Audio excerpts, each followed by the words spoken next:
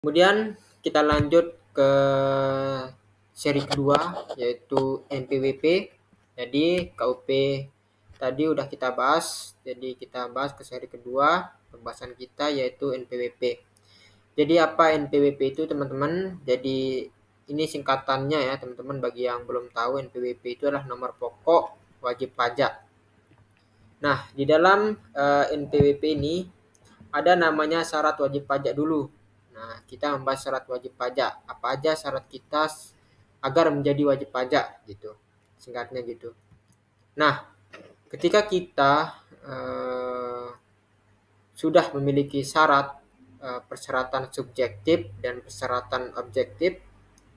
Nah, adapun persyaratan subjektif ini adalah persyaratan yang sesuai dengan ketentuan mengenai subjek pajak dalam Undang-Undang PPh 1984 dan perubahannya.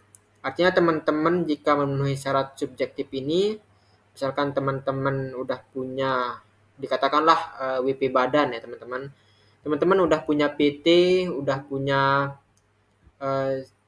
kantor ya, udah punya kantor. Nah, teman-teman udah punya persyaratan subjektif di sini. Nah, kemudian jika teman-teman udah melakukan persyaratan subjektif, artinya teman-teman udah memenuhi persyaratan subjektif, teman-teman harus juga memiliki persyaratan objektif juga teman-teman. Artinya teman-teman sudah memiliki PT, nah teman-teman harus memiliki persyaratan objektif. Nah, persyaratan objektif ini berupa penghasilan teman-teman. Nah, penghasilan sudah punya PT otomatis ada penghasilannya. Nah, ketika teman-teman sudah memenuhi persyaratan subjektif dan persyaratan objektif, maka teman-teman sudah terpenuhi sebagai wajib pajak baik orang pribadi ataupun badan di sini. Nah, ketika teman-teman sudah dikatakan menjadi wajib pajak, maka teman-teman berhak mendaftar NPWP, nomor pokok wajib pajak. Nah, NPWP ini apa sih? NPWP ini adalah sebagai sarana dalam administrasi perpajakan yang dipergunakan sebagai tanda pengenal diri atau identitas wajib pajak dalam melaksanakan hak dan kewajiban perpajakannya. Jadi, teman-teman sudah punya NPWP. NPWP ini digunakan sebagai identitas teman-teman. Sama kayak kita tempat tinggalnya di Indonesia, kita harus punya KTP. Jadi KTP itu adalah kartu tanda pengenal sebagai warga negara Indonesia. Sama dengan NPWP ini juga teman-teman. Jika teman-teman udah punya NPWP, teman-teman sudah menjadi bagian dari identitas wajib pajak tersendiri gitu. Nah, adapun fungsi NPWP ini merupakan nomor identitas yang digunakan wajib pajak dalam hal administrasi dalam administrasi pelaksanaan hak dan atau pemenuhan kewajiban perpajakan. Artinya jika teman-teman sudah punya NPWP ini, teman-teman bisa melakukan administrasi dengan mudah gitu. Dengan sedikit kelonggaran lah bagi teman-teman dalam hal perpajakan sendiri gitu. Nah, adapun manfaatnya, nah di sini manfaatnya yang pertama terkait dengan perpajakan, yang kedua terkait dengan instansi pemerintah. Nah, adapun yang pertama lah terkait dengan perpajakan. Nah, tadi yang dimaksud saya tadi pas fungsi NPWP itu adalah terkait administrasi. Nah, jika teman-teman sudah punya NPWP nih, teman-teman membayar pajak, nah teman-teman bisa dikenakan pajak lebih sedikit daripada orang yang tidak punya NPWP.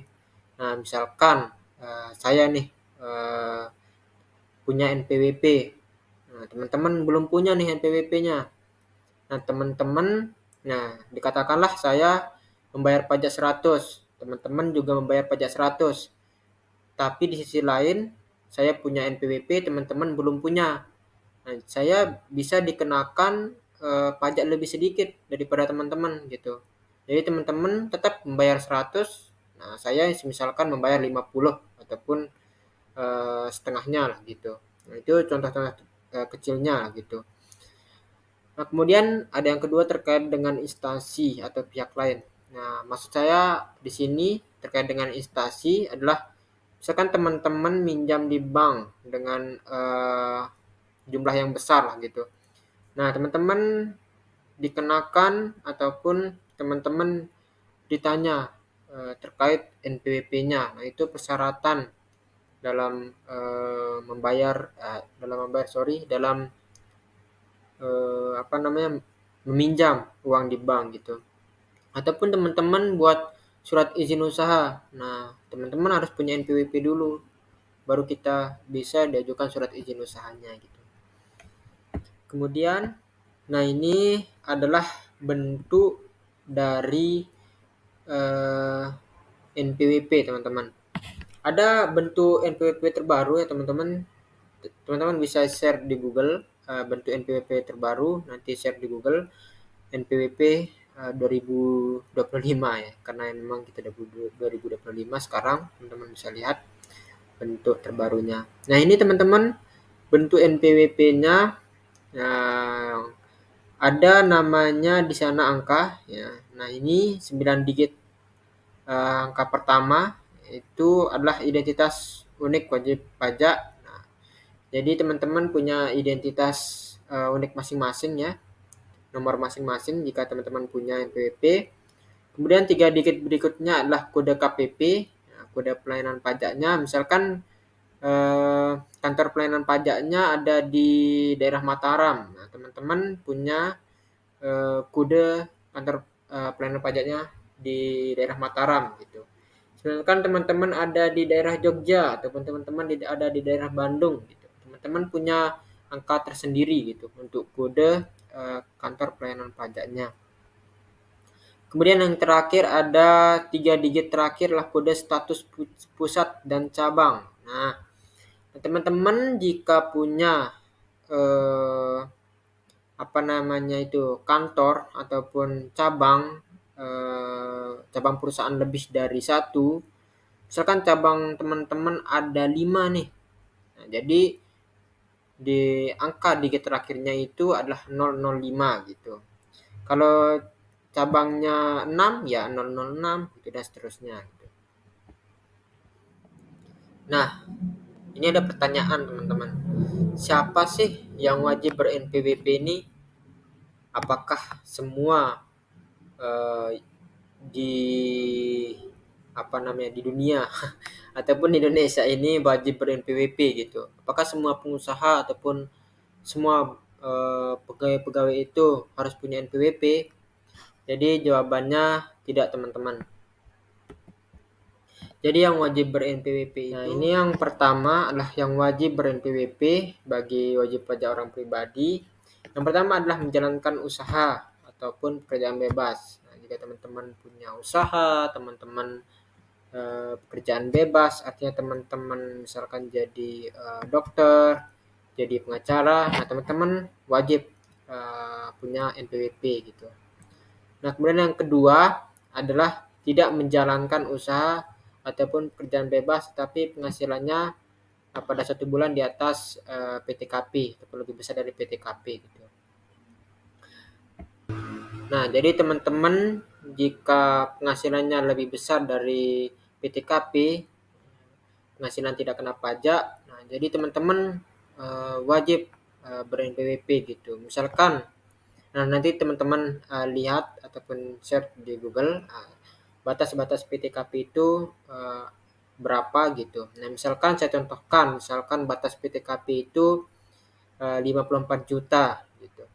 Nah, misalkan teman-teman di dalam 1 tahun teman-teman kurang penghasilannya dari 54 juta, ya teman-teman tidak wajib ber-NPWP gitu.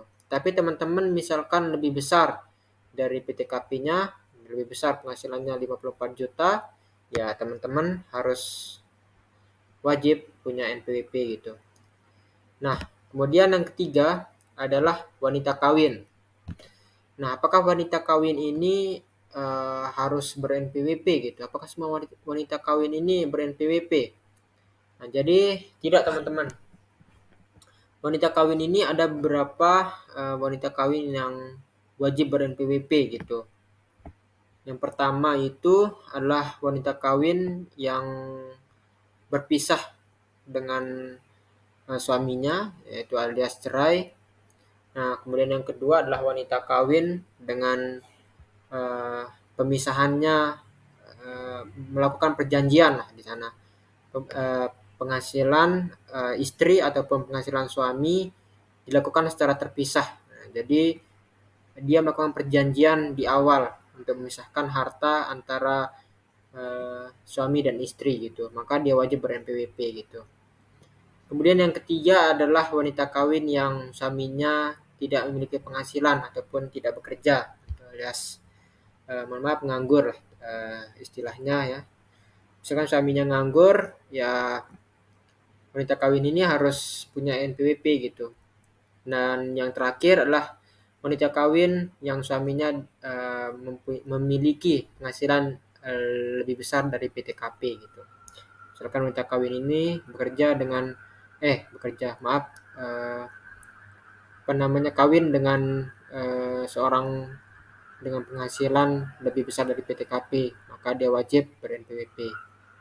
Nah, adapun yang ber-NPWP bagi badan, ya itu WP badan tersendiri dan WP pemungut ataupun pemotong pajak. Nantinya teman-teman, apakah WP badan ini punya batas PTKP? Nah, jadi tidak ada ya teman-teman. Ini berapapun penghasilan teman-teman, ya misalkan teman-teman udah punya WP badan, teman-teman seorang pengusaha, teman-teman punya kantor, berapapun penghasilan di kantor teman-teman, ya teman-teman harus ber-NPWP dan wajib ber-NPWP teman-teman. Nah, bagi wajib pemungut dan pemotong pajak ini, misalkan seorang yang bekerja di kantor pajak yang memungut pajak, ya itu harus ber-NPWP teman-teman. Ataupun kantor pajak itu sendiri. Kemudian